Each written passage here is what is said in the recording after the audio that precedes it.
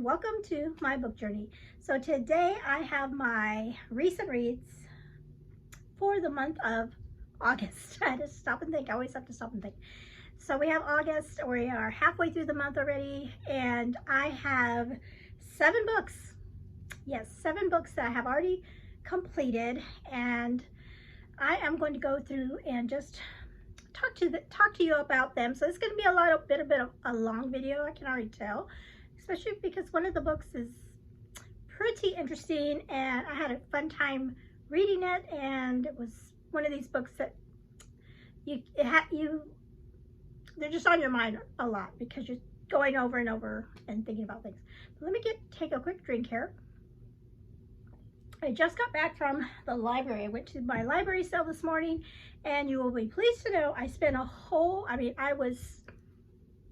I went crazy today, okay? I really went crazy. I spent a whole 50 cents. I only got one book. I spent a whole 50 cents, and I was telling the ladies there, I'm like, I don't know, maybe I'm getting too picky about books, because usually I will come home with a bag full of books, or I just have too many books. I think both, maybe both. They really didn't have a whole lot of like Christian fiction books that I like to look for, or certain authors that I like. Not a whole lot. I mean, they had a big selection, but just nothing that jumped out to me, except for the one book that I did pick up for 50 cents. Anyway, so like I said, this is a recent reads video. I'm going to chat with you about the books I've read so far this month. And a fun thing is I am going to do the end of summer jam readathon that is being put on by Christy A. Cole and a bunch of other co-hosts that she has with her this August. And so I did this last year, and I did it all in one video. It was way too long, so I'm splitting it up. And so for her readathon, all you have to do is answer the questions for the books. And so since I read 7 books, I'm going to answer the 7 questions, one for each book. And so that's how I'm going to do this. I'm going to answer the questions, and then I am going to just tell a little bit about the book, especially the one book. I really want to talk about that one the most. Anyway, so let's get started. Okay, so book number 1 that I finished for the month is Without Warning by Lynette Eason. I'm so excited to have got back into this series. I read book 1 last August, so it's taken me a whole year. But you know, I started thinking, you know, some people love to binge their series. I've done that just a few times, but I started thinking, but like, if I was like reading this in like real time, wouldn't I have to wait a whole year for the next book anyway? Isn't that how that happens sometimes with authors, where you have to wait a whole year? So I'll just pretend that I just had to wait a whole year for the next book. And yeah, so first let's look at the question that Christy gave me. So it says, I knew this one because she gave us a heads up about this one. So this one is, name a good quote from this book. If there are several, please share. So since Christy had told us in her video what this first prompt was, I was thinking about that. I was like, okay, whatever book I finish first, I'm gonna have to find some quotes. And so I read several books at the same time. So I was thinking, I wonder which one I'm going to finish first. And it turned out to be this one, a suspense book. And I'm like, oh, this might be hard to find like a quote in like a suspense action book. But I did find one. And so I'm going to read this to you. And I thought it was, and I don't think it's like it will give away any spoilers for the mystery or whatever. So it says here. It says, first a deep orange with streaks of fire shooting into the barely there clouds. The sun gradually made its way through the dark sky, painting it with a mixture of orange, yellow, and gold. Finally, the ball of orange settled in the eastern sky, revealing dawn's first rays over the ocean of blue. How can anyone who sees something like this doubt there's a God, she whispered. I don't doubt him anymore.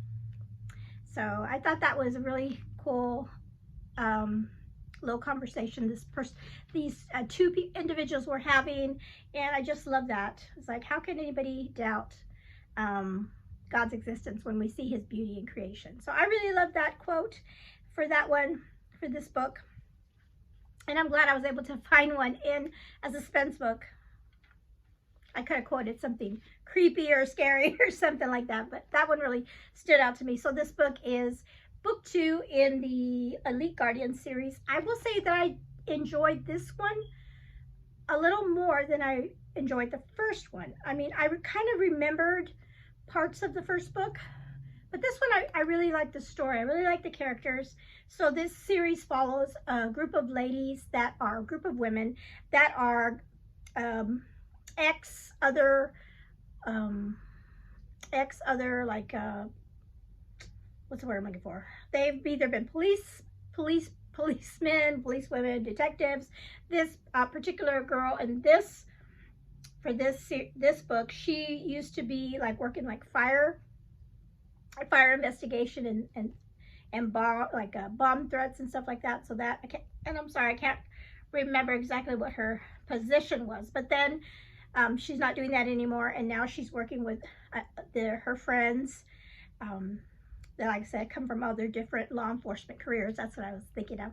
And they have formed a group or a agency that is bodyguards, and so they work with like celebrities or people that just need to be you know, high maybe politicians, I think, maybe in their community, and they work well alongside the police department there and have good relationships. And like if there's somebody big coming in, they'll reach out to them and say, hey, can you help us out?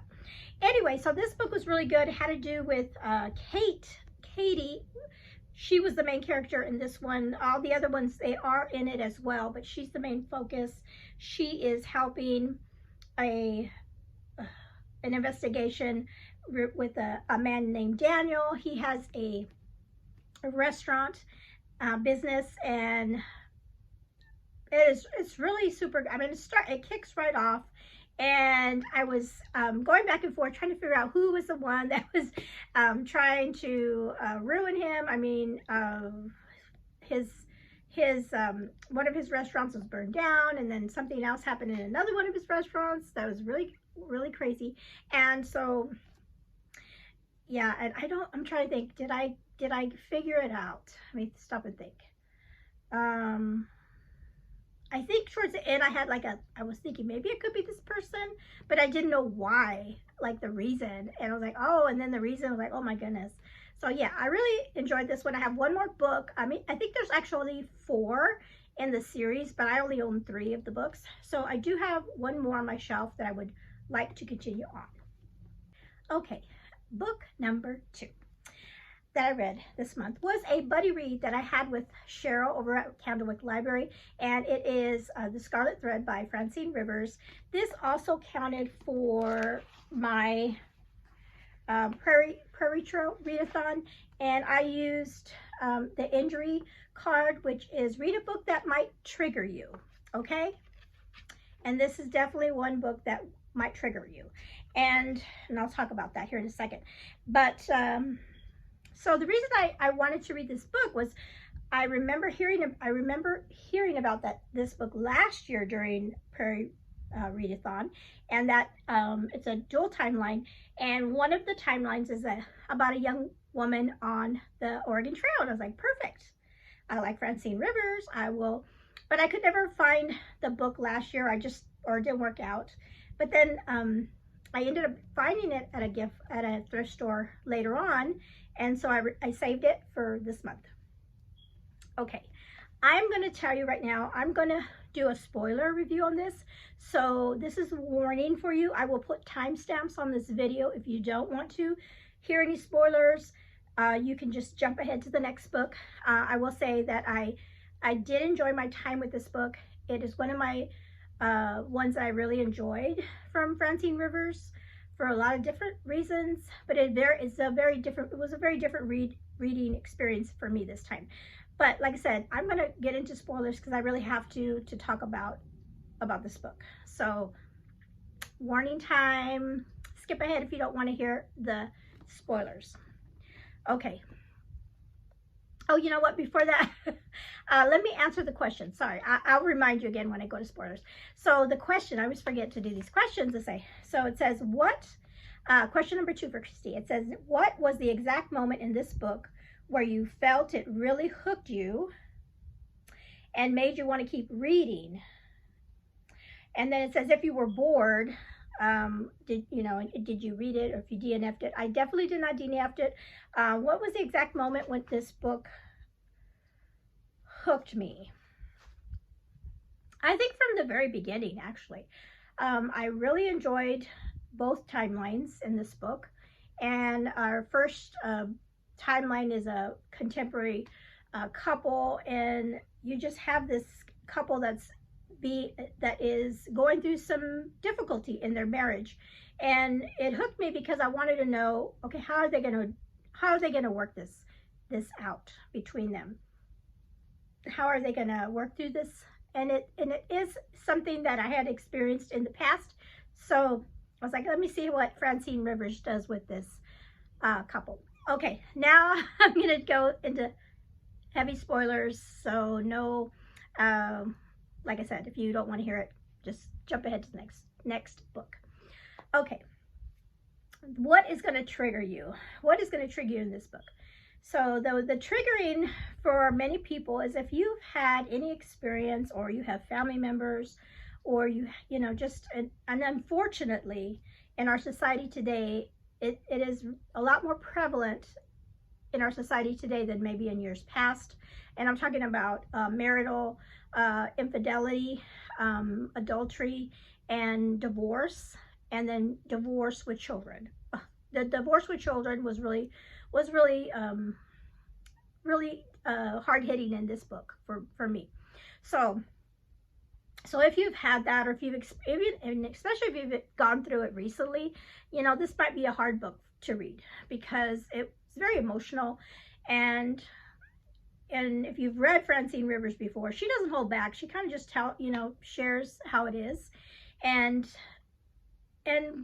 with most books, you like a good guy and a bad guy, right? And you like, and sometimes maybe even romance. There's a woman and then a guy that she's dating, and he's a good guy, And I was starting to think, even like when you're reading like a Christian fiction romance book, and say the girl is going out and she's in love with this man and he's not a believer, and sometimes you have those kind of books like that. But the guy, even though he's not a believer, he's still a good guy. I mean, he's a good guy, and that's why she falls in love with him. And so but there's still always that good guy in the relationship. And if there is a bad guy, and sometimes there's bad guys in these books, they are bad guys. And the person usually doesn't stay with that. I mean, they realize they're bad guys, and they stay with the good guy. This book, we have a husband and wife. They're already married, right? And the husband does some bad stuff. He does bad stuff, and so you see him as a bad guy.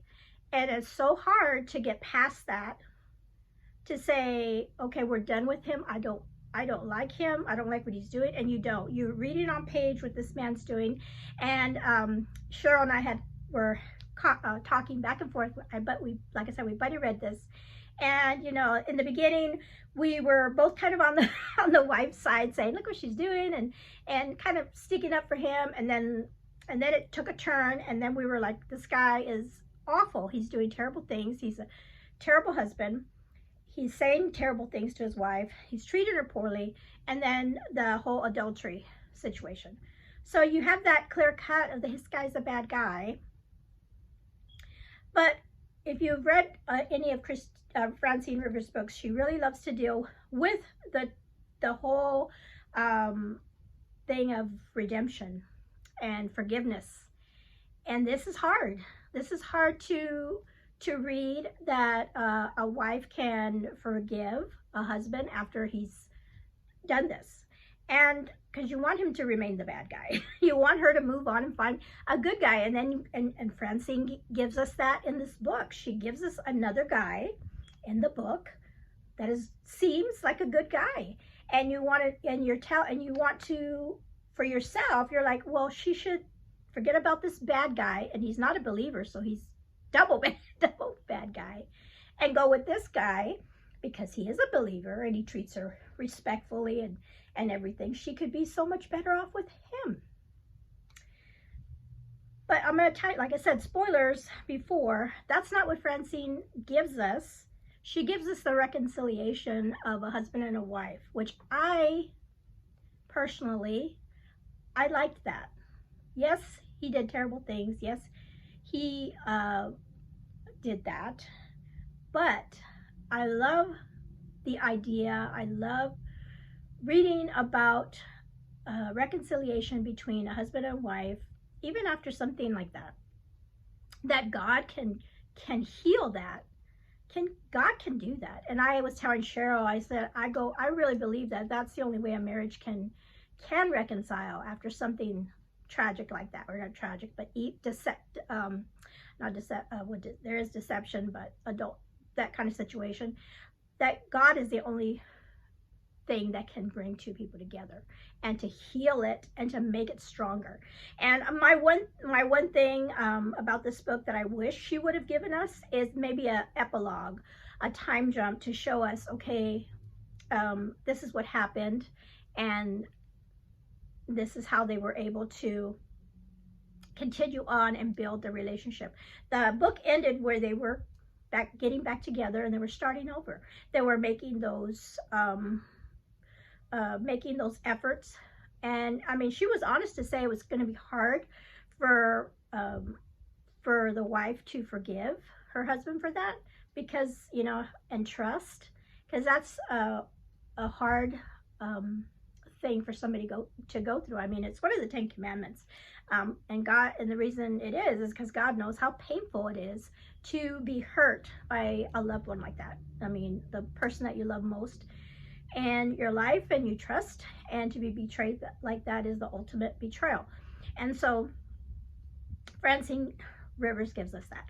Okay, so why it got me, because I was not expecting this book to be primarily about that situation. Like I said, I picked it up because it was the Prairie Trail, the Oregon book in there, and that story also didn't deal with adultery in that side, but other things that were happening in this woman's life, and that story was really good. I mean, if this book really could have been like two standalone books, and because both stories were really good. I really enjoyed both of the timelines, and but the contemporary timeline was a more difficult read because of the content. I mentioned the thing about the children that go through divorce, the relationships they have with their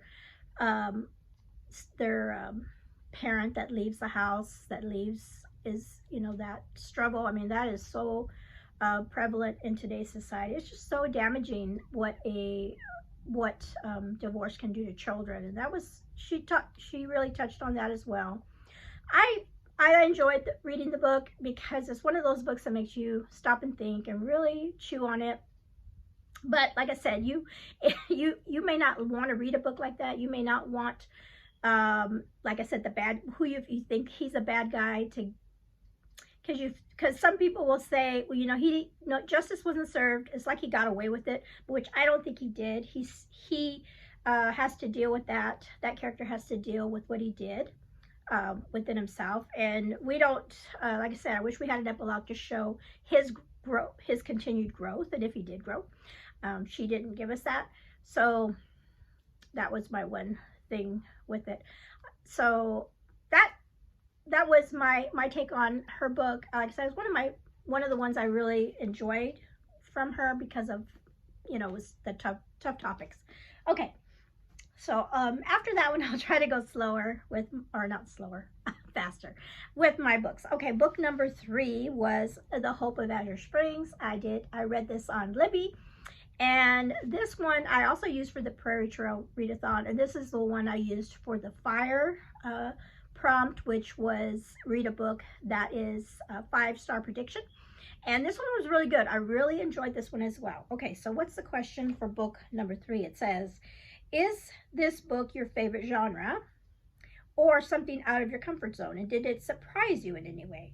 It is I consider it my favorite genre because it was a historical fiction. It's a Christian fiction and historical setting in Iowa back in the 1800s. Did it surprise me? Um, or something out of your, oh, did it surprise you in any way? Did it surprise me in any way? Let me think. It did in a way. Oh, it did, because it touched on a topic that I didn't know was in it, and if I did, I had forgotten. So what the story is, and it kicked off right away, it was a story about a young woman that is found out on the prairie and by some people, and they notice that she's been shot. And so they take her into the town that's nearest where they found her, and a family kind of nurses her back to health.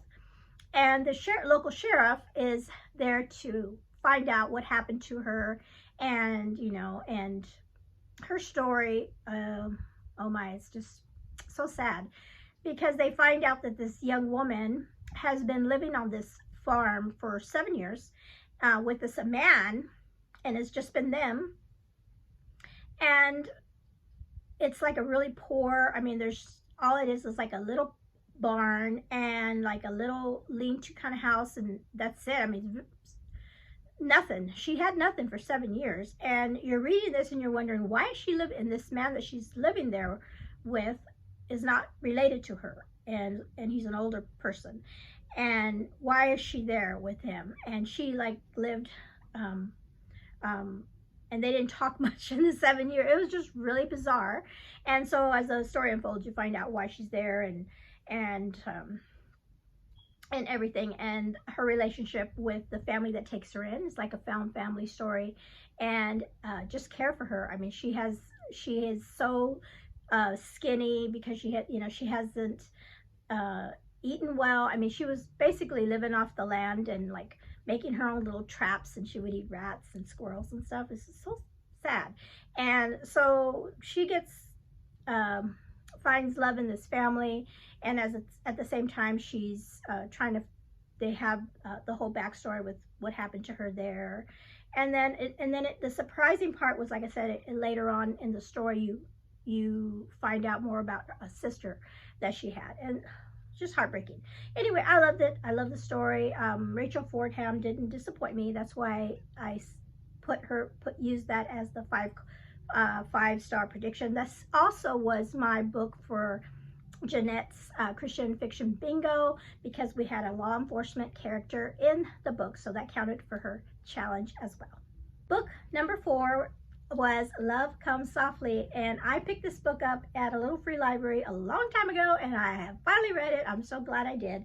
And so I watched the movie years ago, and I remembered it. This book is so different because after I finished it, I rented the movie from the library, and my husband and I watched it, and I was like, oh wow, it's so different. I mean, there's, the themes and everything were the same, but a lot of things were different, but I still enjoyed the movie. Okay, so what is my question for number 4? It says, what's the first sentence of this book? Did it make you want to keep reading? Let's see. Let's read what the first sentence is, because I don't remember. Oh, this one counted for dysentery, because dysentery was, when you're sick, you want to read, be comforted while you're, sick. So this is read a comforting book, and that's what this one counted for. What is the first sentence? I think it's pretty sad, because if I remember right, it kicks off right away with bad stuff. It says, the morning sun shone brightly on the canvas of the covered wagon, promising an unseasonably warm day for mid-October. So that really doesn't tell you much about what's happening, but she does say the first paragraph. Let's see what the first paragraph. No, not really. I don't think the first paragraph touches on what's happening. Let's see. Marty fought for wakefulness, coming back slowly from a troubled and fitful sleep. Why does she feel so heavy and ill at ease? She who usually awoke with a bounce and a readiness for a new day's adventure. Then, as it all flooded over her, she fell back in a heap upon the blankets from which she had just emerged and let the sobs shake her slight body. Okay, yeah, that, because at the very beginning of this book, our girl Marty, and it was so funny, as I was reading the book, when I said, every time I said Marty, I was picturing a boy because of Marty McFly from Back to the Future. Yeah, so that's so funny. Anyway, this book kicks off right away with Marty. Her and her husband Clem have traveled from the east on a wagon train and have finally found the place that they were gonna settle. And her and her husband are there in their little covered wagon, and he goes off to find a horse that got loose during a storm, and then he dies. He dies because he falls off his horse. And so Marty finds herself all alone in this, just this prairie area with nothing, no home and her belongings, and she has to make a decision, or a choice has put to her, right on the day really that they bury her husband, that Clark is his name. He has a young, and this is something that was different in the movie. In the movie, his daughter was a lot older. In the book, she's only like 2 years old. She's really young, and he needs his wife Ellen had passed away, and so recently, and so he thought they could help each other. They would get married. She would stay with him, and she would take care of the daughter while he worked the farm, and then, she'd have a place to stay. And that's the story, and the whole idea of Marty just being in such, she went from burying her husband to moving in with this man. It was like the next day. It was just, as I'm reading, I'm like, oh my goodness, how, and Clark was a good man, and he allowed her that time to mourn. He knew what she was experiencing because he had lost his wife. So he gave her all the space and all that she needed to go through her time of mourning and try to make a home for herself with him and his daughter. I love the story, I really did. What was interesting was the way Jeanette Oke, and this was my first Jeanette Oke book, how the dialogue, I kept having the way, because they spoke, I guess, I don't know, it's just the country, the way they spoke, and they don't do that in the movie, but in the book, they do, and so I really enjoyed that one. Okay, we're up to book number 5, and that was a book that I read on Kindle Unlimited, and it was part of a series of the Oregon Ever After series, and I'll put it up here. It's called Rose. This was a really sweet story that I read, and so for question number 5, it is a free space. Tell us whatever you want about this book. Oh, that's easy. An easy peasy one. Okay, so this will be cool. I'll try to make it quick. So Rose, this story is a Beauty and the Beast retelling, and I loved this one. I really did. And as I was reading it, I realized that one of the characters that became her friend along the trail has her own book, and it turns out to be the Cinderella retelling. So I definitely want to continue on with this series. Okay, so what is the story about? We have Rose, who is, in the very beginning of this book, she is being sold by her uncle, who is evil. He is evil.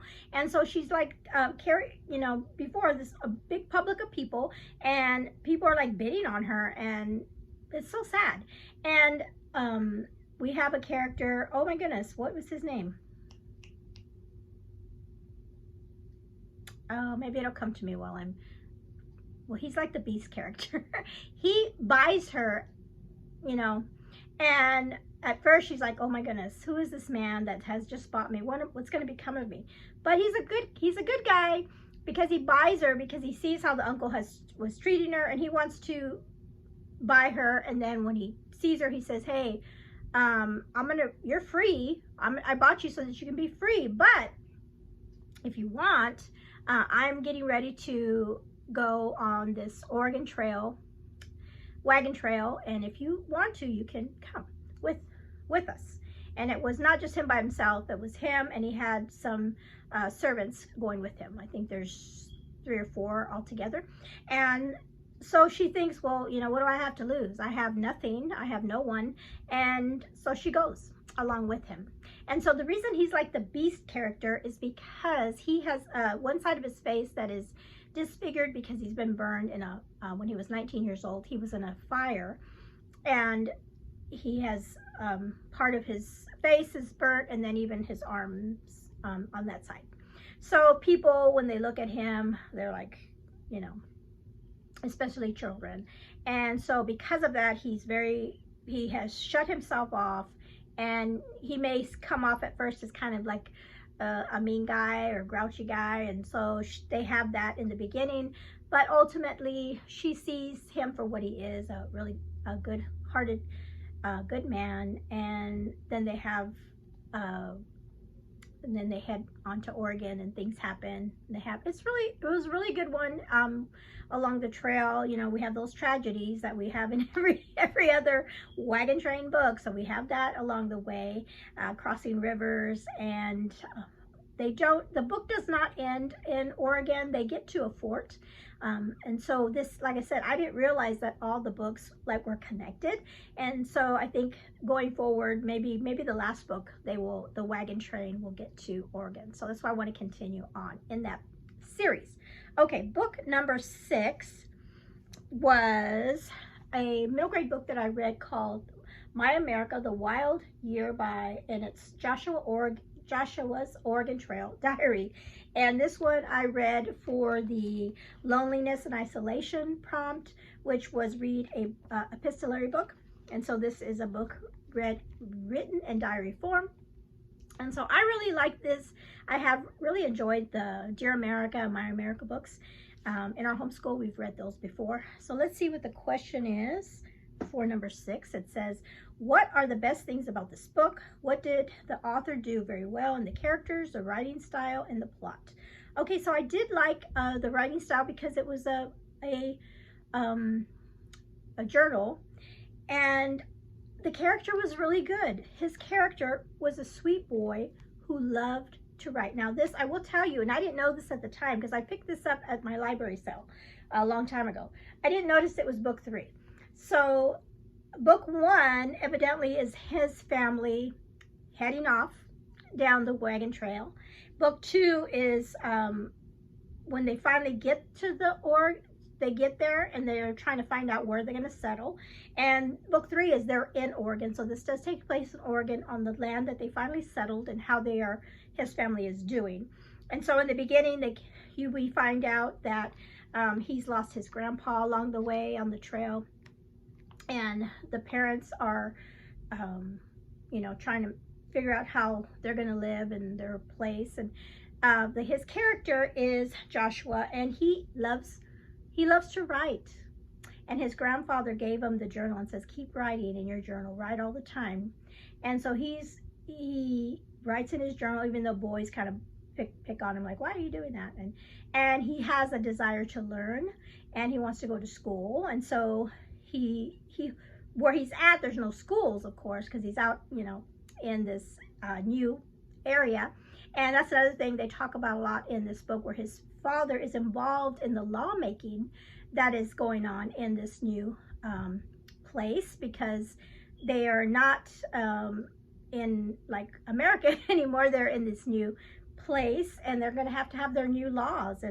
And we do have she does give us some real historical people in the book that turns out to be like the first governor, I think, of Oregon that is involved with, or the mayor of Oregon City, Dr. John McLaughlin. He's in this book, and he's a friend of the father's, and he's, like I said, they're trying to get the laws for this new territory.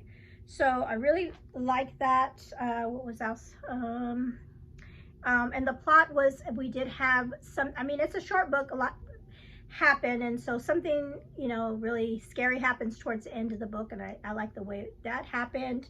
And and then what happens at the end. I really enjoyed that. So that was a really sweet book. I was glad I was able to get that in this month. Okay, so the last book I have for this video is Stranded by Danny Petrie. And this one I was reading and listening to on audio at the same time. And this is a book 3 in the Alaskan Courage series. And this was my jar pick for the month. So yay, I got my jar pick done. This is also another suspense book, which was perfect for this month because we also have the Keep Me in Suspense readathon that's happening. So I have read 2 suspense books so far. So I'm glad about that. Okay, so let's see what the question is for number 7. It says, how long has this book been on your TBR? Perfect. And how do you feel now that you've read it? Oh my goodness, I bought these books. I found the whole set. Did I get it on eBay? I think I might have gotten it on eBay. I don't think I got it on Pango. That just tells you how long these have been sitting on my shelf. And I read book 1. And then maybe a long time later, I read book 2, and finally I read book 3. So yes, these have been on my, and I can't remember, is there 5 or 6 of these? I have all of them. So I definitely need to, I need to get better about finishing series. Okay, so how do you feel about you read it now? I really love this one, and it was hard. Like I said, it's been a while since I read books 1 and 2, and these are all about like a family and friends that work in Alaska, in Yancey is the town, and it took me a while to remember who these characters were. I was like, oh my goodness, I don't remember. I know they're a family, but not all of them are part of the family. We have friends of the family that work together, and they are I know some of them were law enforcement, and then they also like divers and stuff like that.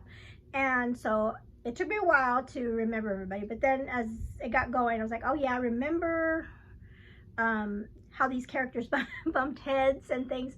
So the main characters in this one was Darcy, who, she's not a family member, but she wasn't in the first book. Was she in the first book? I think she was in the first book. She is like a reporter, like a investigative reporter, and she had come in for something. I can't even remember what the first story was about. And then she likes Gage, who's the brother in this family, and you can tell they have some kind of chemistry, and then they part ways. And I guess in the 3rd book she's back after being gone for a while, and they never really got together because for 2 reasons. He's not a believer, and then for him, he didn't respect her job as an investigative reporter, because he didn't like the deception she would have to do to be undercover. And so he didn't like that about her job, that how could you lie to people about, and she tried to explain, hey, this is the job that I'm doing, and I have to be deceptive in order to get in and be undercover, and to get to the heart of the story and bring these stories out, but he had a problem with that. So that was something that got between them. So we have that again in this book, and this one I think has right now, I say it's my favorite so far, maybe because it's fresh in my mind, but I liked the story in this one. And then we got another, I can't say because I don't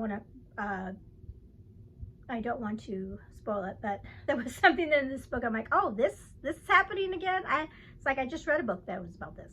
But anyway, so I enjoyed it. I really enjoyed that book. So yeah, so those are the books I've read so far for the month of July. I wanted to share a couple of rocks that my daughter has created for my Prairie Trail Readathon and put on my shelf. And I had asked her, can you do a rock that has like a little wagon?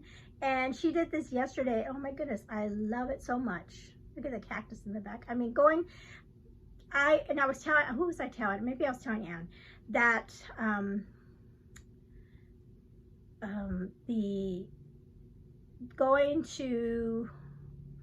that happened in the Scarlet thread. I think, if I'm remembering right, that the couple originally was going to Oregon, but then halfway through, the husband's like, no, let's go to California instead. let's go to California instead. And that was like a harder trip because they had to go through this desert and then the mountains. So yeah, that was a big deal in that. And that book was good. It really was. So anyway, I love this that she did for me. And then she also did a smaller one. Kind of matches because we have the little cacti. Is it cacti? Cactus? Cactus for one, I think. So yes, love it, love it, love it. She's so artistic, and she's like, Mom, what do you want me to do next? So we'll see. Okay, my son just came home because my dog is barking. So I'm gonna leave it that. Thank you for sticking around with me. Put in the comments below if you've read any of these books, what your thoughts are on that, if you have, and let me know how your reading has gone this month. Are you joining us on the Prairie Trail Readathon? Are you reading the suspense books? And yeah, so thank you so much for hanging out with me today. You have a blessed day.